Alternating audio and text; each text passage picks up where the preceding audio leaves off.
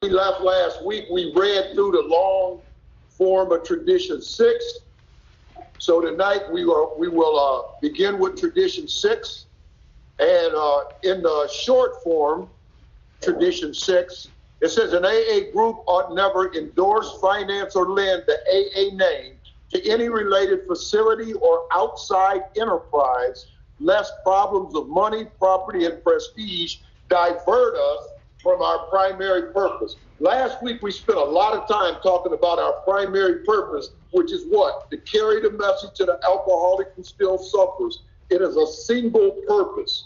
It is our moral and ethical responsibility to carry the message to the alcoholic who still suffers, because 5,000 years of alcoholics dying before Alcoholics Anonymous came into being is proof of the magnitude of the gift that we've been given.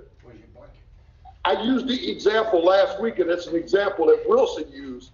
If a group of doctors discovered the cure for cancer, and each of them individually had a part in the whole, and their unity was responsible for curing cancer, they would have a moral and ethical responsibility to maintain that singleness of purpose so that that gift could be passed on. Does everybody get that? Okay? So it's the same here. We have something here that's killed more people than cancer has. And in 5,000 years, this has been the only long-term successful treatment for alcoholism, and it is preserved through our unity and our singleness of purpose to carry the message to the alcoholic who still suffers. And we talked about singleness of purpose. We talked about that's inclusive, not exclusive. If you got a desire to stop doing stuff other than drinking or along with drinking, join the club. That's not nothing new. It's 2019. They had other problems back in 1935. We got other problems now. But when we come here, we have a single purpose, and that is to carry the message to the alcoholic who still suffers. So we talked last week about if an alcoholic walks into your group, what do they find? What do they find? Do they find a group with a primary purpose who carries a message to them of recovery? We talked about all that last week. And so what that does, and the traditions, just like the steps, give us what we need to carry us to the next one. So the first 5 have prepared us for Tradition 6. We got unity. We got a loving God as he may express himself in our group conscience. We have our membership requirement. Only requirement for membership, desire to stop drinking. We know what that is, right? We have our singleness of purpose, which means we know why we're here, okay? Now, in Tradition 6, it says, again, in the short form, an AA group ought never endorse, finance, or lend an AA name to any related facility or outside enterprise, lest problems of money, property, and prestige divert us from our primary purpose. So now what are we doing? We're preserving our primary purpose, which is preserved by our unity.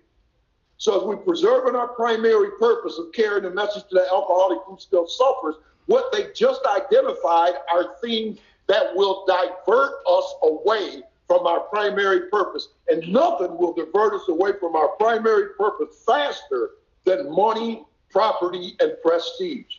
That is what will divert us away. I will give you an example. An AA group says, okay, we're going to open an AA clubhouse. Okay, so this AA group opens an AA clubhouse. They start taking rent in from the groups that are meeting there. They start taking in dues, right, from the members of the club, right? All of a sudden, this group got a whole bunch of money, don't it? It's got a whole bunch of money. Well, what are we going to do with all this money? Now is where the problems are going to start.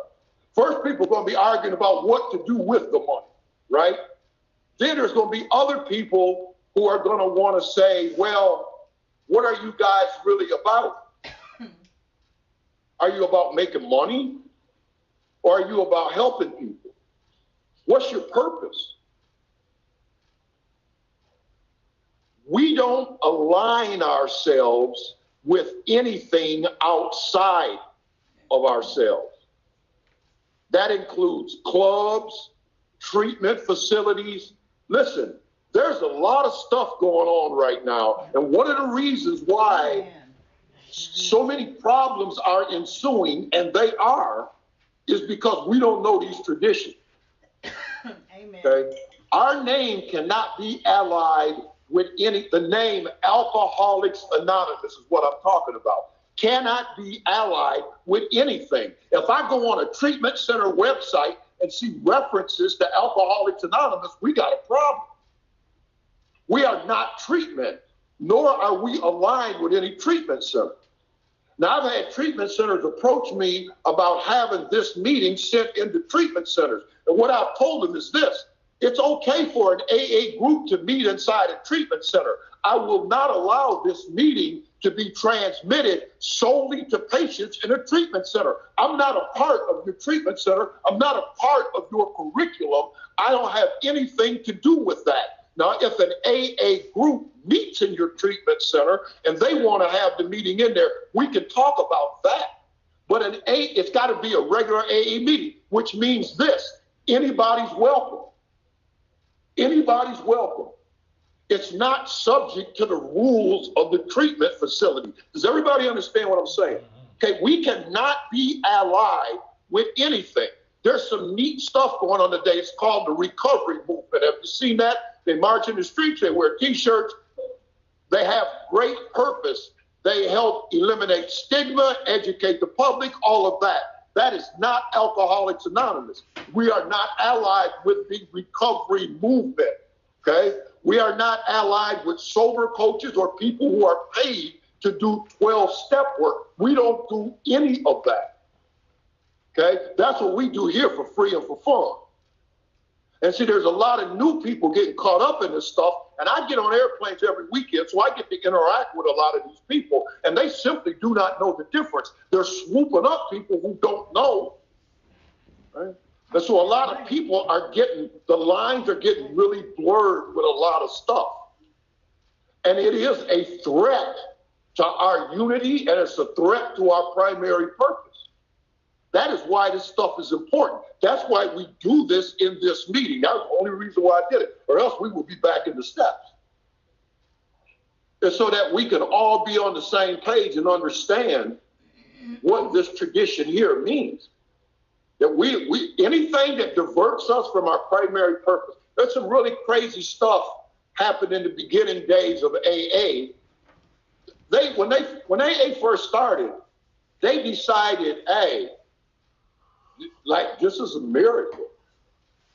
We can fix a whole lot of stuff with this. Hospitals don't like us. You know why hospitals don't like alcoholics, don't you? They don't pay their bills. That's why hospitals don't like alcoholics. They don't let you in there. So they said, why don't we open our own hospitals? We'll get a whole bunch of money. We'll open our own hospital. Then, now you got to remember, this is during the Depression. Everybody's broke.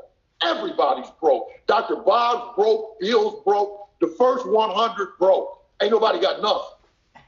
So they said, well, Dr. Bob will be in charge of these hospitals after all he's done.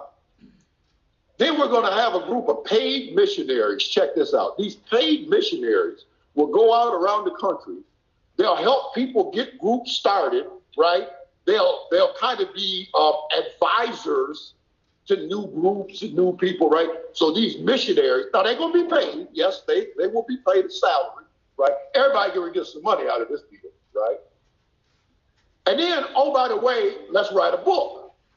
And the reason we need to write this book, there's a couple of things going on. The first reason we really need to write the book is that this little program that we got is right now is word of mouth, and it's getting changed. It's that old deal like in school. Remember how they would start a secret and then they go around the classroom, and then when you get to the last person, it don't look like nothing that it was at the beginning. Well, that was starting to happen with the recovery program. Now remember, the steps ain't been written yet, none of that. But they had a very defined course of action that they were taking that had proven to be successful on people who were considered to be hopeless. These were not, like I said, martini drinkers from Lander Haven. These were hardcore, climb up out the weeds, cut the clothes off of them. They so nasty kind of alcoholics. And they're sober 6 months or more, 40 of them. So they're like, okay, we got this thing. So we need to put this down on paper so people don't mess it up. And then secondly, it's sure to be a bestseller. It is sure to be a bestseller. My God, we'll make millions off this book, right? So there's the reasons, right, that they wanted to write the book. Now, out of all of that, they told Bill Wilson, all right, you in New York, you the sharp guy, go back to New York and raise the money. Now, these are the old timers in Akron who told him this, right? He said, okay, I'll go. So Wilson goes back to New York. So he goofs around, and it's a long story, and I'm not going to get into it. But he had a brother-in-law who we saw in the doctor's opinion. That's who put Bill Wilson in the hospital, Towns Hospital. He said, the kindness of my brother-in-law and that of my mother. His name was Leonard Strong. Leonard Strong was on the Alcoholic Foundation, which is now the General Service Board, for many, many years. He was the treasurer of the Alcoholic Foundation when it started. But this is Bill Wilson's brother-in-law. He used to date a girl whose uncle was John D. Rockefeller's right-hand man. Now listen to that. He dated a girl, this is years before. He a married man now. He dated a girl at one time whose uncle was the right-hand man to John D. Rockefeller. Bill Wilson said, call him. Call him. He's like, I ain't talked to that man in years. He said, I don't care, call him, right? So he calls him. And the guy goes, yeah, I remember you. How you doing? He's like, I'm a doctor now. We got this thing going on. We want to run this by Rockefeller, right? So he listens to him. A lot of stuff happens. But eventually, they get an audience with John D. Rockefeller's people, okay? Rockefeller himself was not in the room. Bill Wilson sat in the chair that Rockefeller had sat in like 10 minutes before. Bill said the seat was still warm with money, right? He was like, we get ready to get paid up in here, right? So they got all of Rockefeller's board people, all these guys are millionaires. So they lay this thing out, this miracle that's taking place. They looked at it and they said, you know what? We think Mr. Rockefeller might want to do something with this. Great philanthropist, John D. Rockefeller was known, right, for giving his money away. He was a philanthropist. So they finally get the story to Mr. Rockefeller, and he sends them back a message. And he said, you know, this looks pretty good. And, you know, we could look at it a little bit further, but for right now, no money. I'm not giving you no money. So they sent a guy out to Akron named Frank Amos. And Frank Amos was from the Riverside Church in New York. And he went out to Akron and he observed Dr. Bob at the hospital. He went to the first group that had started in Akron. He went to Cleveland. He talked to Snyder, right? So he comes back to New York and he says, oh, we should start with about 50,000. That was his recommendation to Rockefeller, 50,000 to start. So the boys is like, okay, we got it going on. Rockefeller came back and said, well, I give you $1,500. That'll pay off the mortgage of Dr. Bob's house in Akron. And then the rest of it is left. We'll split it between Dr. Bob and Bill. And I think they got $30 a week. $1,500. That's it. So the alcoholics kept going. AA kept growing. They're working with no money. They're one alcoholic working with another. It's growing. So Rockefeller decides to throw a dinner and invite all of his money buddies to this dinner. 400 people, I believe it was. The invitations went out. Bill Wilson said it was $2 billion in the room. $2 billion. The alcoholics, they was like, this is it. This is the payoff. We finna get ours now, right? So they get to the dinner. So they had a couple alcoholics get up and tell their story to all these rich people. Dr. Bob told a little bit of his story. Somebody else told a little bit of theirs. So they sat down and Rockefeller himself, again, was not there, but he sent his son, Nelson Rockefeller, who later, I believe, ran for president. And Nelson Rockefeller made this statement. He said, what we have seen here is a work of Christian charity. And Mr. Rockefeller, my father, has said he will not spoil it with money. And Bill Wilson said the $2 billion got up and walked out of the room.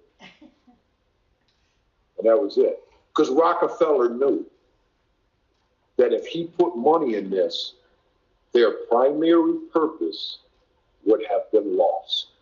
They would have become a business, and they would have lost sight of what created the miracle and their moral and ethical responsibility to help another alcoholic. Does everybody get me on tradition 6? Okay. So we don't lend our name to nothing. We don't endorse anything. Be careful. Be careful. Be careful. There's a lot of money floating around right now. Be careful. Okay? All right. And that is a perfect lead into tradition 7, one of my favorites. And tradition 7 simply states, every AA group ought to be fully self-supporting, declining outside contributions. So out of this tradition 6, okay? Because you know what we found out in tradition 6? I want to read something to you. Long afterward, we saw something else. We saw that the more AA minded its own business, the greater general influence it would become. Medicine and religion and psychiatry began to borrow some of our ideas and experience. So did research, rehabilitation, and education. All sorts of therapeutic groups began to spring up. They dealt with gambling, divorce, delinquency, dope addiction, mental illness, and the like. They too borrowed from AA, but they made their own adaptations. They worked their own fields, and we did not have to endorse them or tell them how to live. Our influence has not been confined to just these fields. It is beginning now to be general. It crops out in political and business life. People who know alcoholics and their families are deeply affected. The very developments that we once wanted to force have begun to take place themselves. Today, we understand and accept this paradox. The more AA sticks to its primary purpose, the greater will be its helpful influence everywhere. Okay?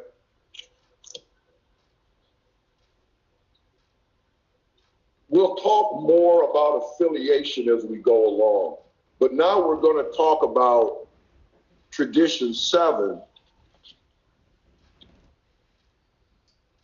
full self-support. So if we're going to decline outside contributions, okay, we're going to decline outside contributions, then the responsibility of self-support lies here with us. Is everybody with me on that? If we're going to decline outside contributions, after this experience with Rockefeller, some stuff started happening. A lady died and she left $10,000 to Alcoholics Anonymous in her will. Now, AA was really struggling. Bill Wilson had asked each group to have every member of the group, now you got to remember, this is during the early 40s, to send $1 per member. They was trying to get the books printed. They were trying to answer mail at the office, which means you got to buy stamps. You got to have somebody to answer the letters. They didn't have nothing. And now somebody is leaving them 10 grand. So they called a meeting of the trustees and they discussed it. The trustees knew that of people who were still alive, that they had over $500,000 in people's wills that was going to come to them. They already knew this. This is in the 40s. That's how grateful people were. So what they knew was that one day in the not too distant future, Alcoholics Anonymous was going to become very wealthy. It was going to become very wealthy. And so they asked themselves the question, based on the lesson they learned from Rockefeller, when we get all this money, what's going to happen? How will the people who are here then handle that? Well, you already know what's going to happen, don't you? They're going to take that money. They're going to decide what to do with it, right? So they're going to have their own purpose. They will become separated from the membership, the groups, right? So the primary purpose, the unit, it's all going to be threatened. So they made a decision. We're not taking the $10,000 from this lady, nor in the future will we take any such donations or executions from wills. We're not going to do it. Wow. We're going to self-support. Okay? So Alcoholics Anonymous has a cap on individual contributions that you can make in a year. Okay? In 1948, Bill Wilson said this is 1948, so I'm going to estimate the membership at somewhere between probably 75,000 and 100,000 people, right in that range. He said that the collective income of AA in 1948 was about $250 million. That's in 1948. Wow. We got millions in this thing now. What do you think the collective income of this fellowship as a whole is now? It's billions. Okay? I want you to stay with me. It's billions. So we're going to self-support. And because we don't own any property, we're not involved in any businesses, none of that stuff. Our expenses are really simple. At the group level, your rent, your coffee, some literature, really simple, right? At the group level. Now, if you go up the ladder and you look at those people who help provide services for the growth of the fellowship and facilitate 12-step work, you're talking your intergroup, your area, your district, your area, and your general service board, okay? Real simple and clear what their needs are, okay? So we as a fellowship accept the responsibility in order to preserve our primary purpose and our unity of self-supporting what we are and what we do. So is everybody with me so far? This is really pretty simple, okay? So let's talk about Tradition 7. I'm going to read the long form real quick. The AA group themselves ought to be fully supported by the voluntary contribution of their own members. We think that each group should soon achieve this ideal, that any public solicitation of funds using the name Alcoholics Anonymous is highly dangerous, whether by groups, clubs, hospitals, or other outside agencies. That acceptance of large gifts from any source or of contributions carrying an obligation whatever is unwise. Then, too, we view with much concern those AA treasuries which continue beyond prudent reserves to accumulate funds for no stated AA purpose.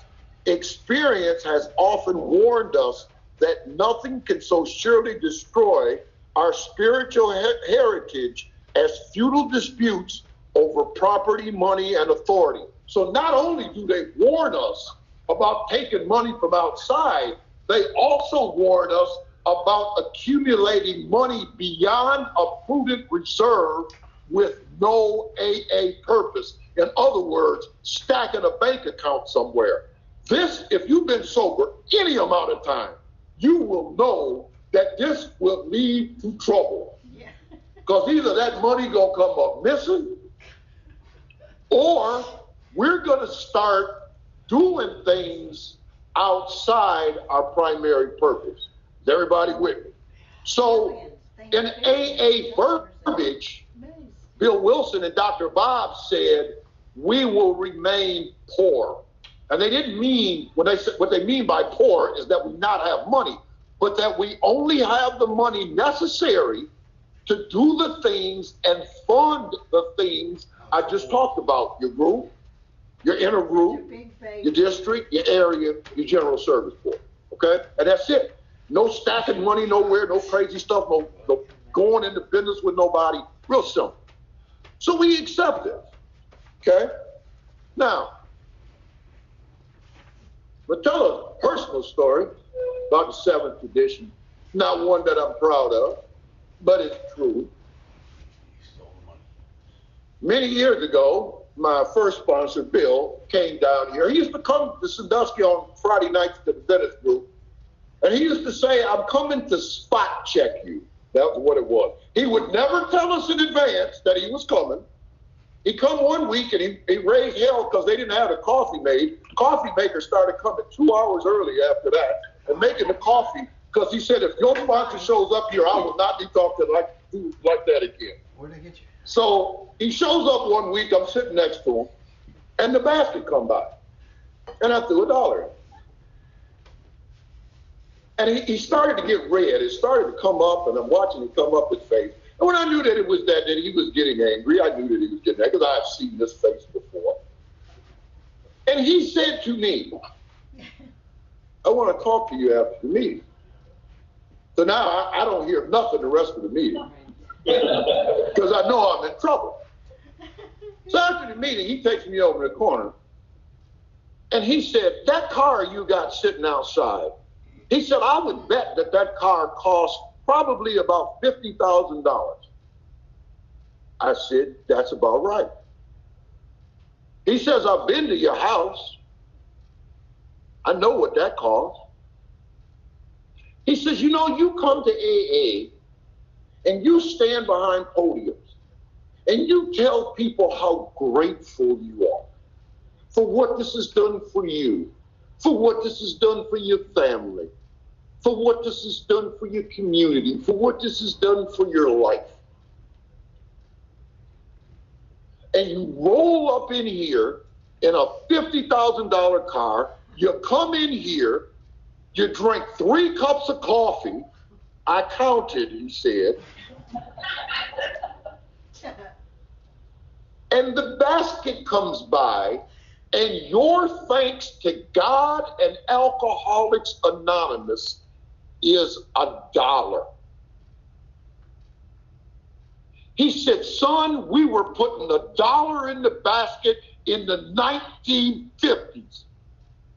And I don't know where this put $1 in AA while I'm drinking a $6 cup of Starbucks and playing on a $1,000 phone and driving this car and going out here and talking about how good God is and what AA's done in my life. Here's your $1. Go, girl. Go, kid. Where on earth can you get 3 cups of coffee, and some of y'all getting donuts, for $1? For $1. And walk up here. I did this at a conference in Detroit. Y'all been to that conference.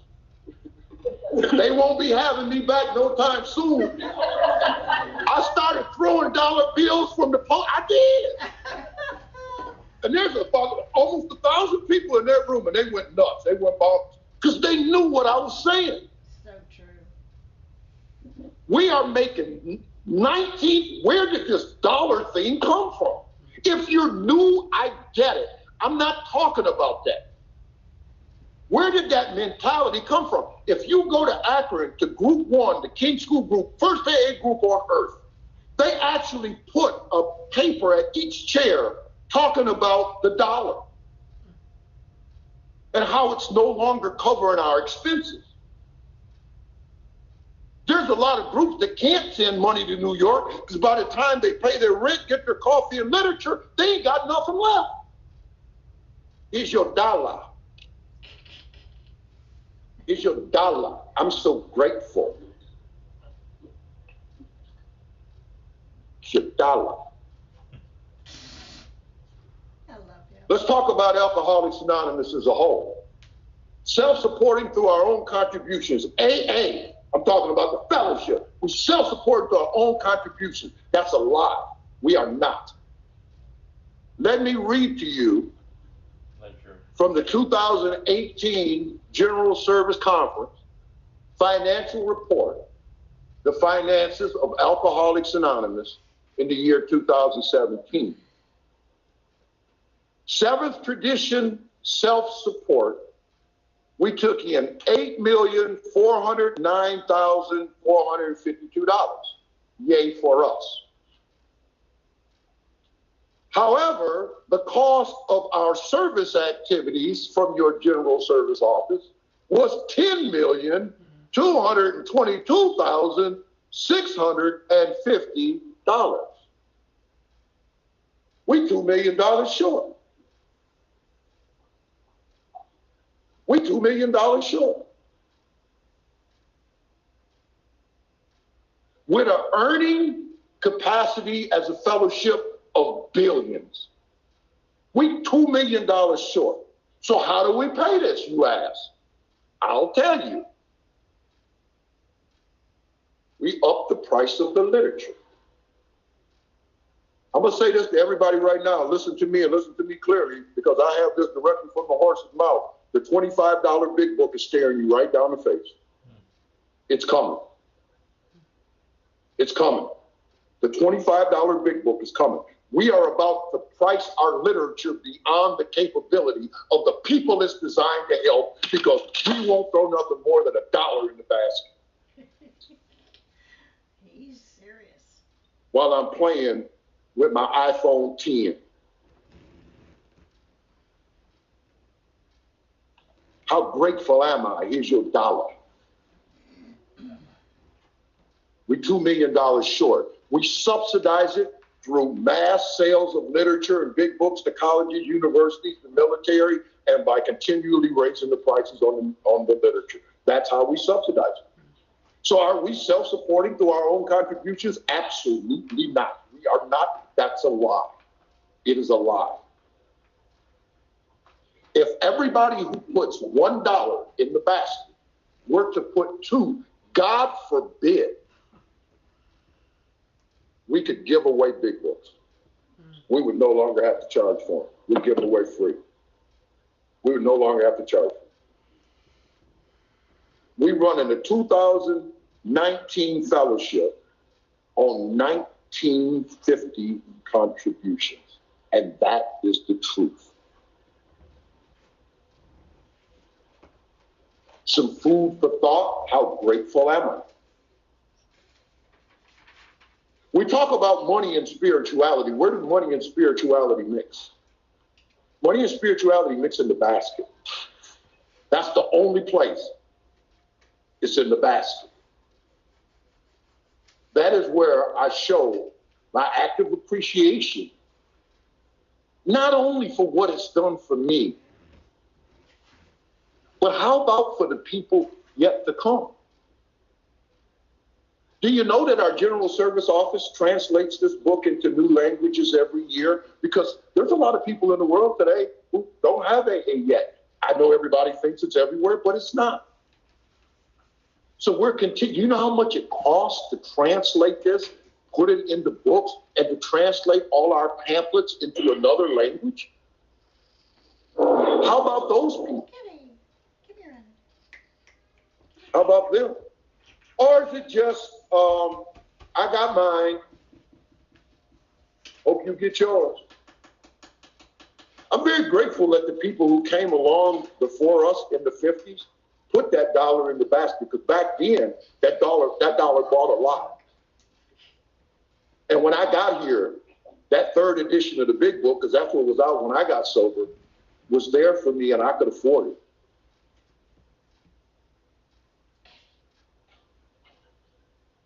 Tradition 7. I hope that the first 6 traditions we went through helped us understand why we have to self-support in order to maintain our primary purpose, henceforth our unity, or we all die. But that self-support is a responsibility. And it's one that we have adopted. I always say alcoholics, we sober up, we tighten up. Alligator arms and deep pockets. I'm the same guy who used to walk in the bar and say, give everybody in here something. Everybody in here. I don't even know these people. Give everybody in here something. Got a wonderful life, sober, healthy, happy, educate. Here's your dollar.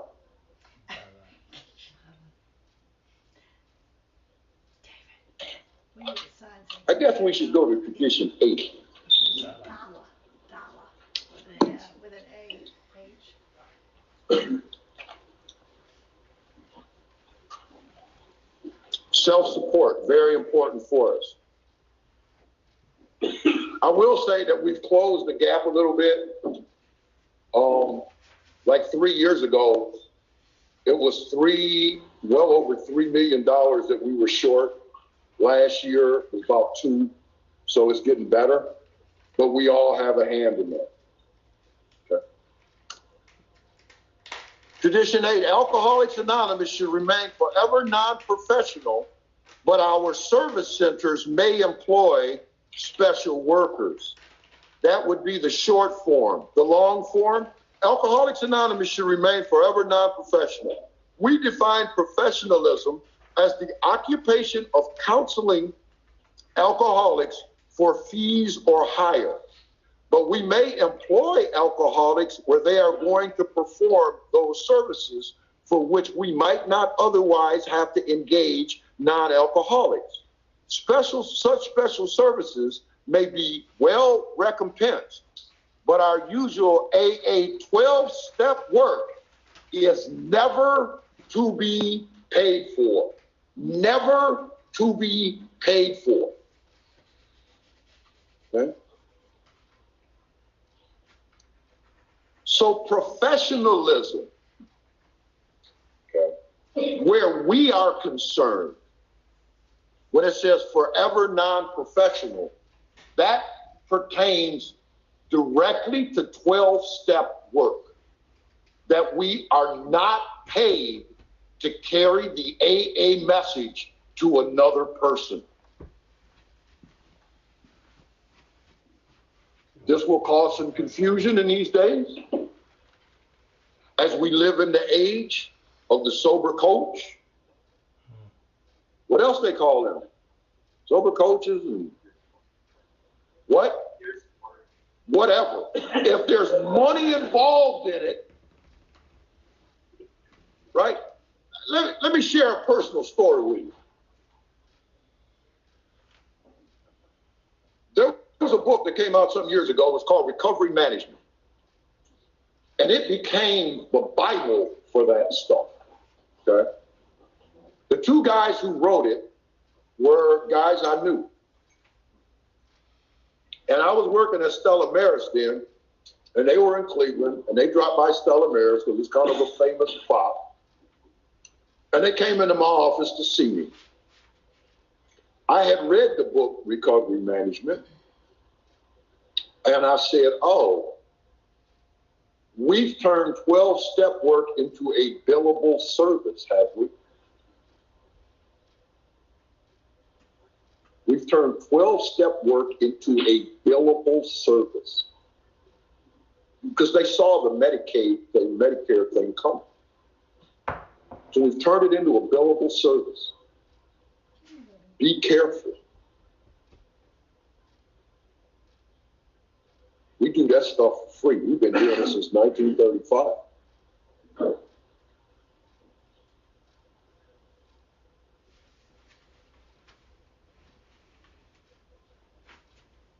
I said to them, well, I'll give you this.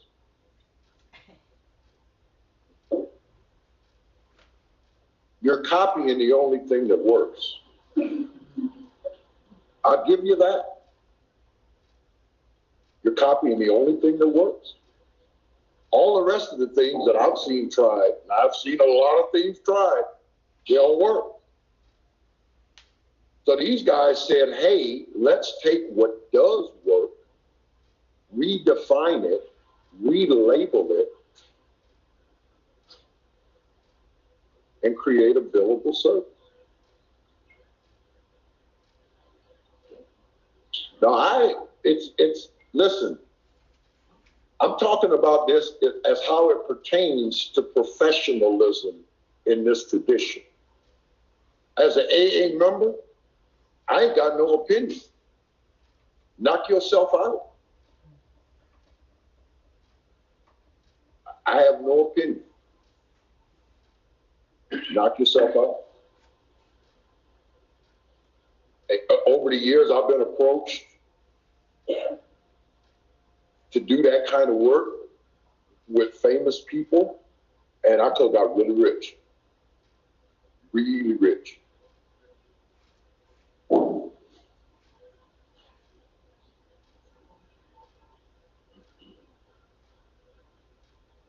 I got it for free.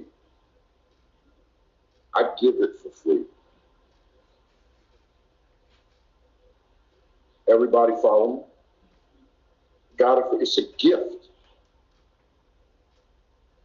I ain't paid for it. People gave of their time, their experience, their resources, their own resources, to help me.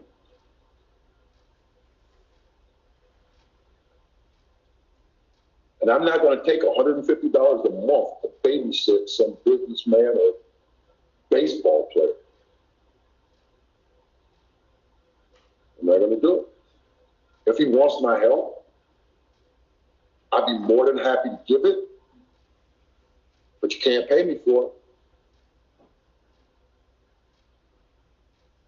Can't pay me for it.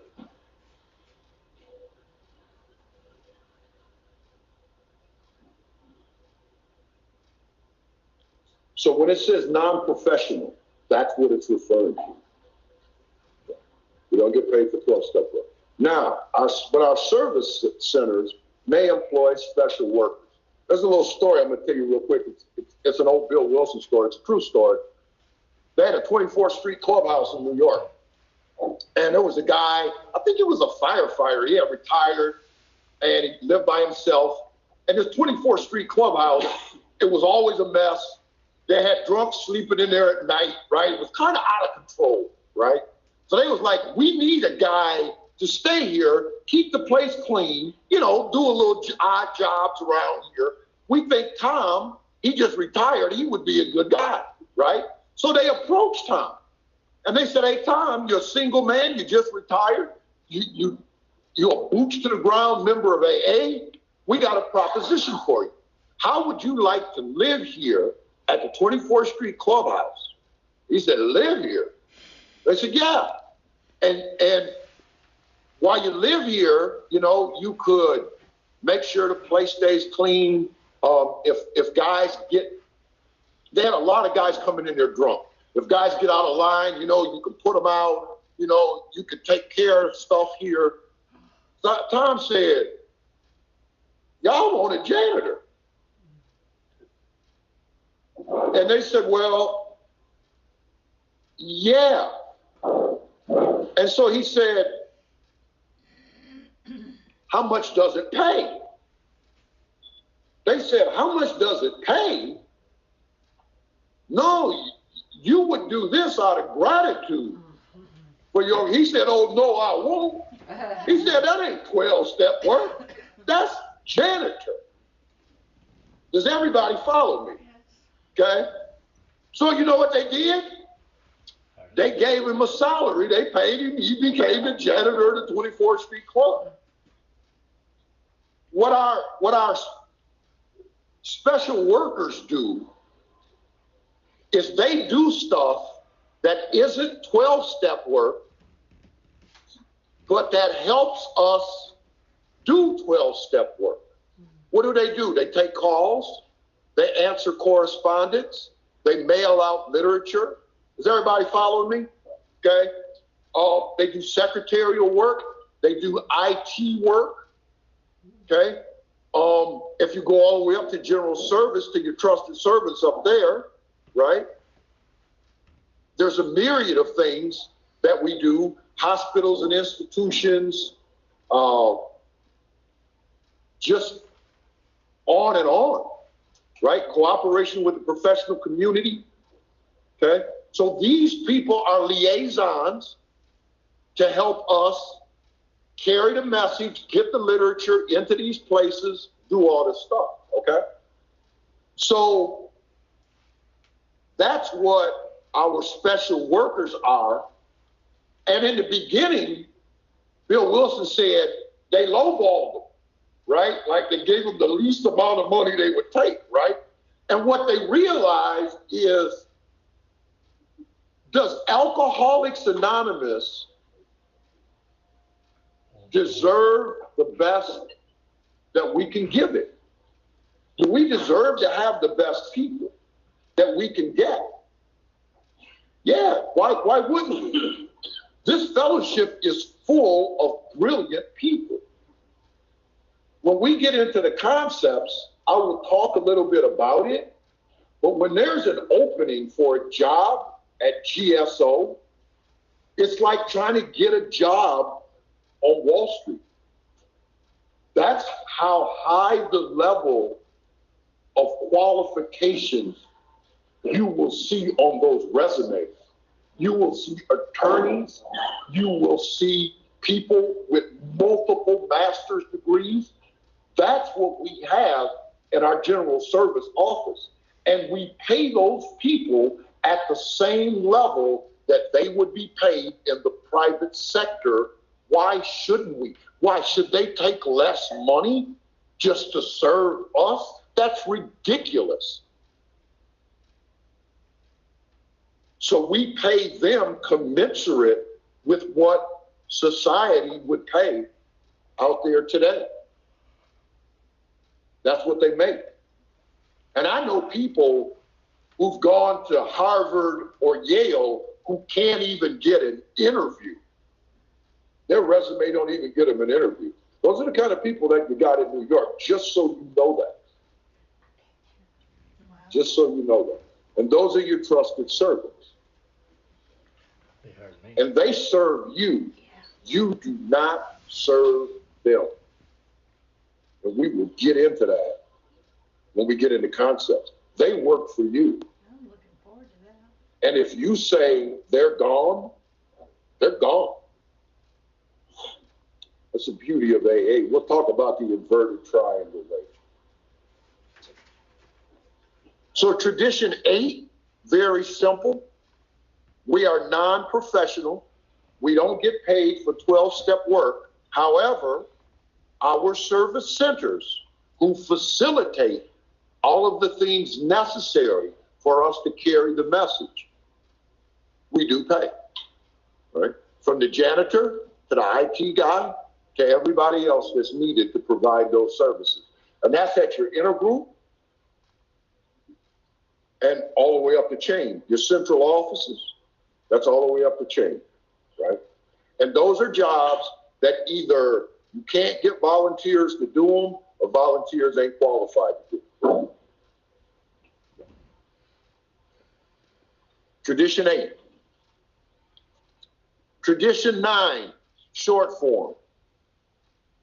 AA as such ought never be organized. Well, we don't have no problem with that, we do it.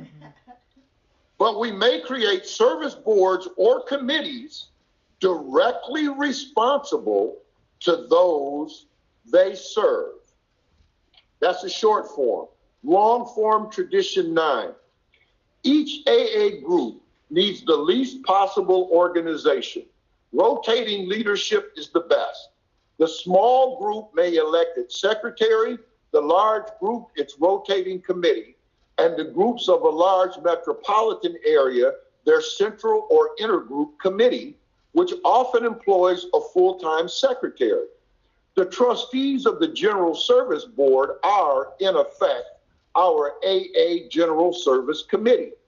They are the custodians of our AA tradition and the receivers of voluntary AA contributions by which we maintain our AA General Service Office at New York. They are authorized by the groups to handle our overall public relations, and they guarantee the integrity of our principal newspaper, the AA Grapevine. All such representatives are to be guided in the spirit of service, for true leaders in AA are but trusted and experienced servants of the whole. That means you. They derive no real authority from their titles. They do not govern. Universal respect is the key to their usefulness. So, what is a trusted servant? A trusted servant is somebody that is placed in a position and we endow them with our trust to carry out the duties of that position. In other words, if Jeff is a trusted servant and Jeff is the treasurer of our group, then every time Jeff has to do something, he don't have to come back and tell us. We've trusted him to carry out those responsibilities.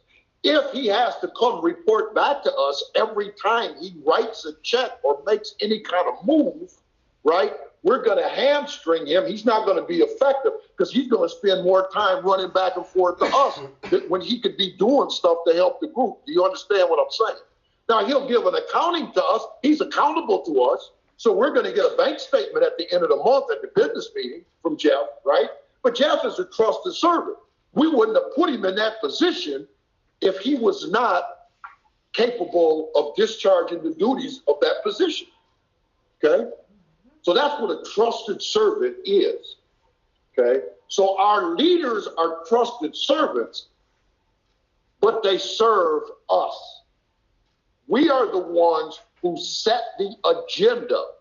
Their responsibility is to carry it out. And they don't have to come back and report to us every time they make a decision or every time they need to do something. If it's something major and they feel like they need to talk to us, then they will do so.